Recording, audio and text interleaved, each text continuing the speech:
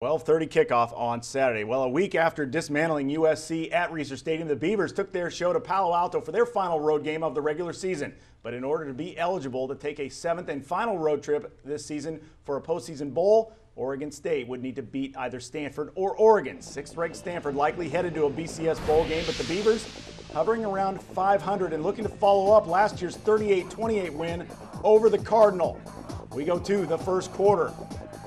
Opening drive for the Cardinal, they march it right down the field on Oregon State. Andrew Luck, Ertz so good. Zach Ertz, 21-yard score at 7-0 Stanford. Next drive, more Cardinal. Luck goes to Doug Baldwin on back-to-back plays. The second is good for a 42-yard TD. Oregon State down in a 14-0 hole right off the bat, and Stanford, well, the Cardinal was just getting started. We go to the second quarter, and Andrew getting lucky in the air again. Really, it's more like skill to Baldwin, and Baldwin begins to go to work, breaking tackles and breaks free on his way to a 29-yard score. The Beavers now in real trouble, down 24-0 at the half. We go to the third, and trying to make something happen, Ryan Katz goes down the middle, but he overthrows Joe Halahuni. That is picked off by Delano Howe. Back-to-back drives with INTs and 3-pick night for Katz. A bit later, Stephen Taylor then rips off his longest run of the year as he breaks free over the right side, 62 yards, and he's gone. And it was lights out on the farm, make it 31-0 Cardinal. The Beavers fumbled the ball twice on the night. That was double their total for the entire season, and it got worse in the fourth. Luck finds Tyler Gaffney 52 yards later. It's 38-0, and Oregon State staggers toward the 114th Civil War and the season finale at Reser Stadium. 38-0, the first 11-win season for Stanford. In the win, Luck becomes the single-season leader at Stanford with 28 touchdowns. That passes John Elway. That's pretty good. Not too bad. Might be going to the league soon, too. Third shutout of the year for the Cardinal D is Oregon State, just 285 on the total yard, just 76 rushing for Quiz. And again, Kat's tough day. 3 picks, a fumble, just 183 yards, and he was sacked 4 times. The Beavers were doomed almost from the start. On their opening drive, they were set to go for it on 4th and 2 in Stanford's territory, but a false start pushed it back. They had a punt and never really got close again. They just couldn't keep up with Mr. Luck. Opening drive for the Cardinal on 3rd and 12. You know, it's been a bugaboo for the Beaver D. He found Ertz, an 18-yard gain to keep that 91-yard drive alive. He later hit Ertz for that game's first touchdown. Cardinal 9 of 15 on 3rd down. Next possession, 2nd and 8, and Luck got the Beavs to jump on the hard counts. Basically a free play here, hitting Baldwin for an 18-yard pickup. They scored on the next play. Second quarter, another 3rd down for Stanford, and Luck got rid of it in a quick screen pass there. 24-yard gain to Anthony Wilkerson. Add on a face mask penalty, sets up a Cardinal field goal, and he kept another scoring drive alive in the second two as Luck, facing 3rd and 11, calmly stands in the pocket, finds Ryan Whalen. First down, same drive after a 2-yard loss. Well, Luck hit Ertz for another big game, this one for 26, and he then hit Baldwin for another touchdown to make it really 24-0, the game out of reach. Conversely, on offense, the Beavers, 4 of 13 on 3rd down. They're again in the bottom half of the Pac-10 and converting that dead last against 3rd down. It's a situation we've seen kind of all season. They haven't quite righted the ship, and you know, stats don't tell at all, but they do tell a lot when your 3rd down D is that bad. Yeah, well, it's been that thing for Oregon State, as you mentioned, and they've had trouble with offenses that are multifaceted. And right now, I can't think of an offense that's more multifaceted than Oregon as the Civil War looms. Well, for the 3rd straight year, the Civil War will feature higher stakes than the previous years. Oregon will play for a shot at the national title. Still to come on Inside the Pac. We'll go back to Autzen for more with the Ducks as they can now see the light at the end of the tunnel. Still another chapter in the book. It's a 12 chapter, 12-round fight is what the coaches say. It's like a boxing match, 12 rounds. You know, we've made 11, we've won 11. Now we got to come in for that final round and go for the knockout punch.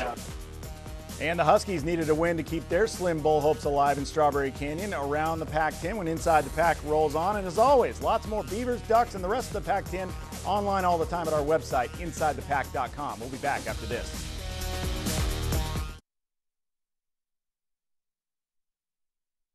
For Oregon and its hopes of a shot at the BCS title, it has all come down to one game, the Civil War. And what else would you expect? But for the Ducks, a Rose Bowl berth, the goal in almost every other year, would certainly be a letdown. Yeah, definitely a bigger goal. You know, our vision is something bigger than a Pac-10 championship. You know, that's great. You know, woohoo, we're happy about that, but that's not where we want to be. That's not where we want to. We don't want to get complacent with that. A little bit, but we know we're not finished with the season, really. That was the last game of the season, so we knew we was going to the Rose Bowl. But this year we got a little bit bigger goal, and we're going to try to come out and accomplish that goal. That is the ultimate goal of this season, but I'm ecstatic about winning 2 Pac-10 championships in a row. Especially in such a tough conference. It's not many people get to do that. It's like a boxing match, 12 rounds. We've made 11, we've won 11. Now we got to come in for that final round and go for the knockout punch. Meanwhile, Oregon State's futility against the Cardinal was the kind of game that Beaver fans don't have to endure very often these days, as the Beavers were shut out for the first time since 2002. Still to come on Inside, we'll go back to Palo Alto as Oregon State now has at least one more game to play, and they'll have to win it in order to go bowling. It sucks to lose, and sucks to lose by that, not be able to score and lose 38-0. But as a team, you got to try to find the positive in everything and try.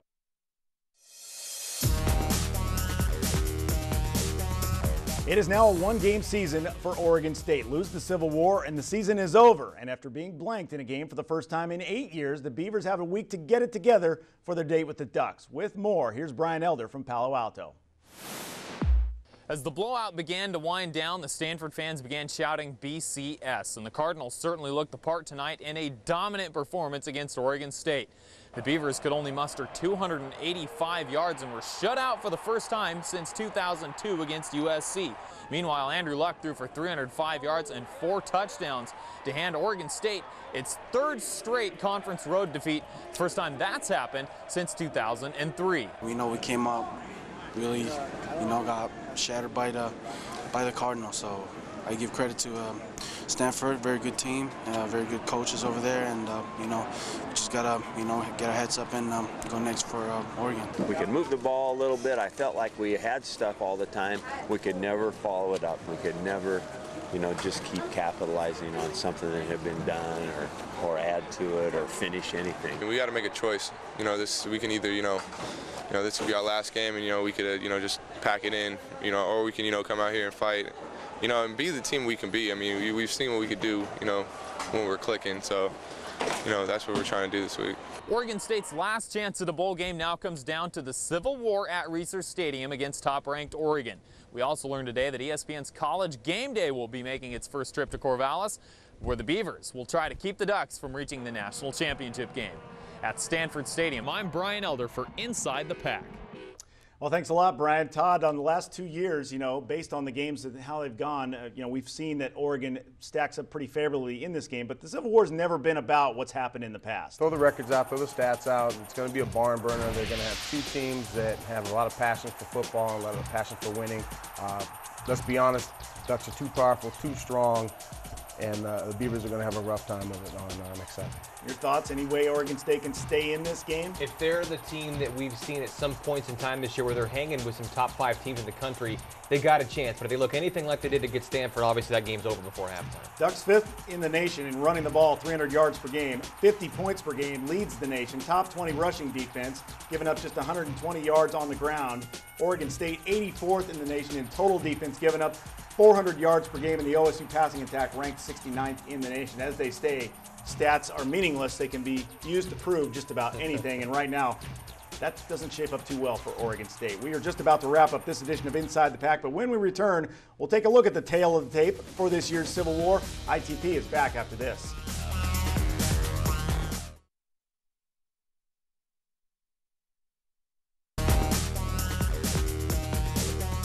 Tail of the tape, the Ducks need a win to go to the BCS national title game. The Beavers must win to make any kind of bowl. Oregon leads the all-time series 57-46 with 10 ties, the last coming in the Toilet Bowl from 1983. TK, thanks for being here with us on Inside the Pac. Thank you for having me. Appreciate it. All right, the 114th Civil War next week. So long.